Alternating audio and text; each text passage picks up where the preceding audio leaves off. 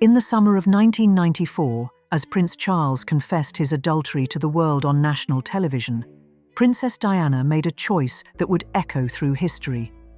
She stepped out that very same evening wearing a dress so daring it was immediately dubbed her revenge dress. But it wasn't just the black silk that caught the world's attention. Around her neck blazed a seven-strand sapphire and pearl choker, a wedding gift from the Queen Mother herself, transformed into the most elegant weapon of defiance ever worn. This wasn't an accident. This was strategy. Today, we unlock the vault of Diana's most calculated decisions, revealing how the People's Princess wielded diamonds, sapphires, and pearls, not just as symbols of beauty, but as instruments of power, independence, and yes, revenge. When we think of Princess Diana's jewelry, we often picture fairy tale moments. The sapphire engagement ring, the Spencer tiara on her wedding day, the Cambridge lover's knot dancing in her hair. But behind the glitter lay a far more complex story. A story of a woman who understood that in the royal world, jewelry speaks louder than words. From the moment her marriage began to crumble in the early 1990s, Diana embarked on a quiet but deliberate campaign. She would use every tiara, every necklace, every brooch in her collection to send messages to Charles, to Camila, to the palace, and to the world. Some pieces she flaunted defiantly, others she strategically abandoned, and a few she transformed into symbols of her liberation. This is the untold story of how Diana turned her jewelry box into an arsenal, and how she fought the most public divorce in history, one diamond at a time. The foundation of power. To understand Diana's jewelry revenge, we must first understand what she had to work with. The 1996 divorce settlement was Diana's first victory, and it was unprecedented. While most royal divorces throughout history had stripped departing wives of their grandest jewels, Diana's legal team secured something extraordinary. She kept virtually everything. According to contemporary reports, Diana was confirmed to keep all the jewelry she received on her wedding, even her engagement ring. The financial settlement has never been fully disclosed, but Diana is believed to have received a substantial lump sum and an annual stipend. More importantly, she retained her entire personal collection of diplomatic gifts, wedding presents, and jewelry acquired during her marriage. The only major piece she was required to return was the Cambridge lover's knot tiara, a crown heirloom that legally belonged to the reigning monarch. This symbolic headpiece, which had represented her status as future queen consort, immediately reverted to the crown collection. Today, it regularly graces the head of Catherine, Princess of Wales, underscoring its return to institutional control. But everything else?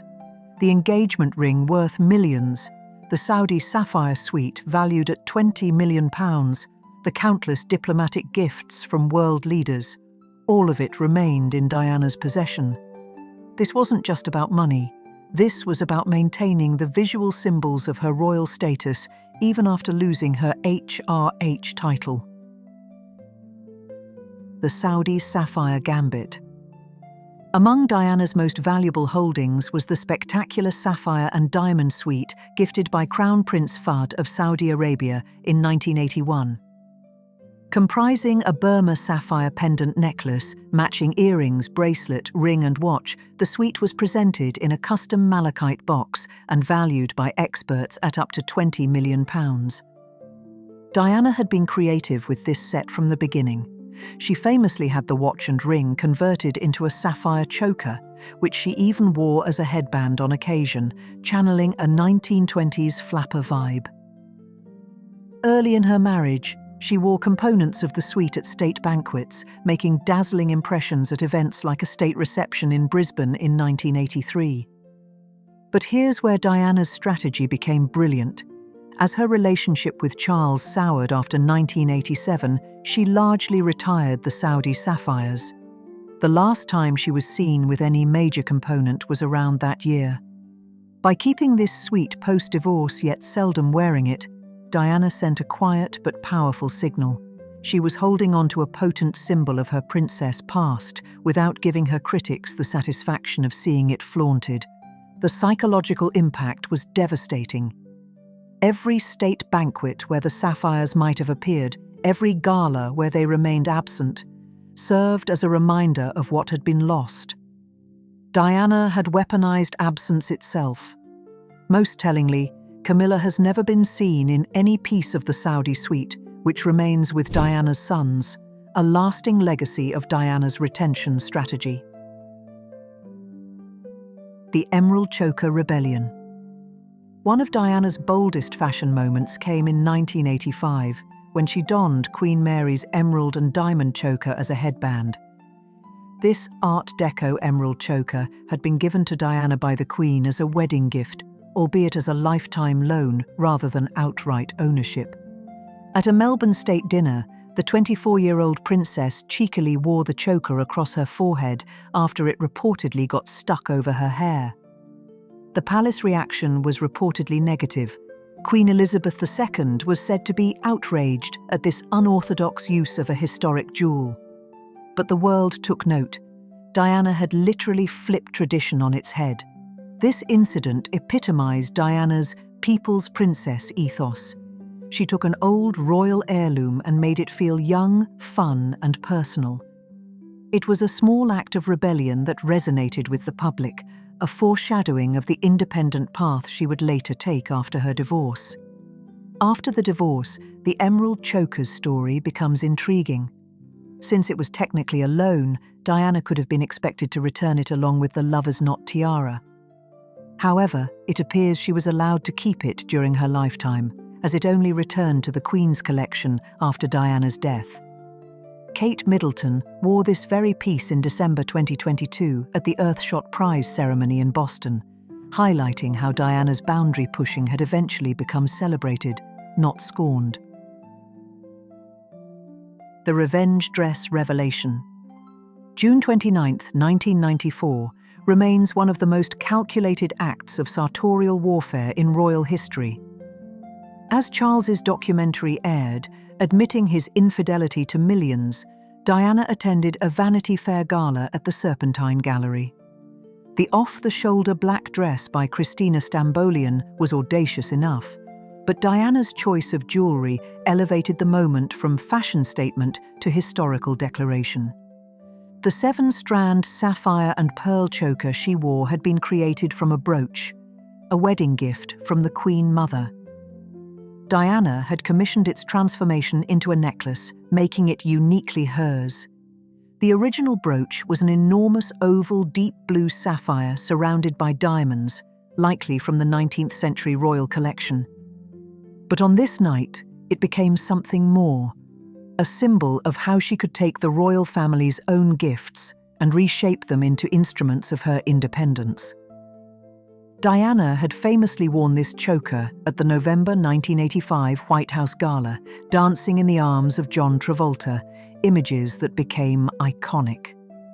She continued wearing it after separating from Charles, and its appearance on Revenge Dress Night was no coincidence. The choker's deep blue sapphires echoed her engagement ring, creating a visual reminder of promises made and broken. The seven strands created a collar of defiance, a brilliant barrier between Diana and a world that had tried to diminish her. The timing was everything. While Charles spoke of his failures on television, Diana blazed across newspaper front pages worldwide, radiant and unbroken. The Aquamarine Liberation. If the sapphire choker represented defiance, Diana's aquamarine ring symbolized rebirth.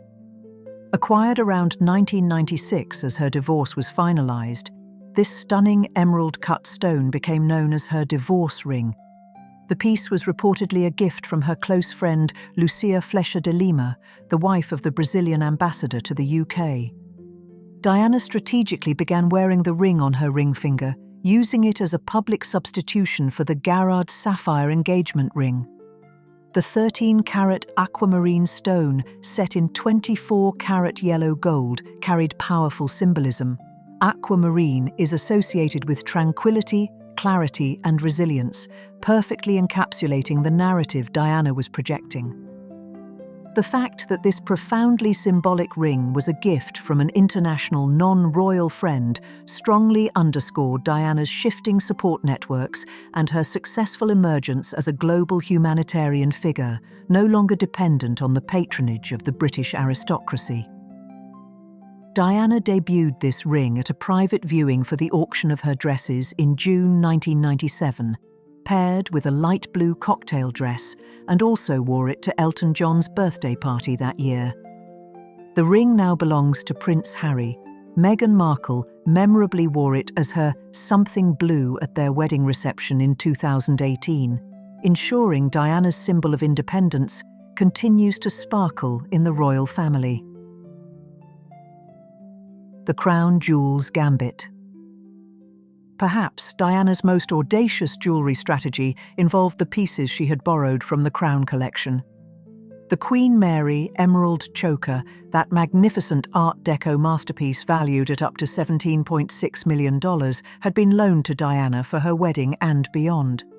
Unlike the lover's knot tiara, which was exclusively regal and returned immediately, the emerald choker could be interpreted as high society evening wear.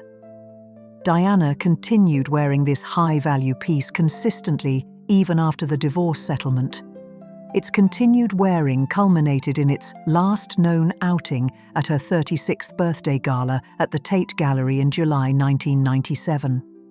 The palace's allowance for her to use high-profile loans like this right up until 1997 signaled an unspoken institutional acknowledgement of her continued relevance and high status as the mother of the future king, even without the HRH title.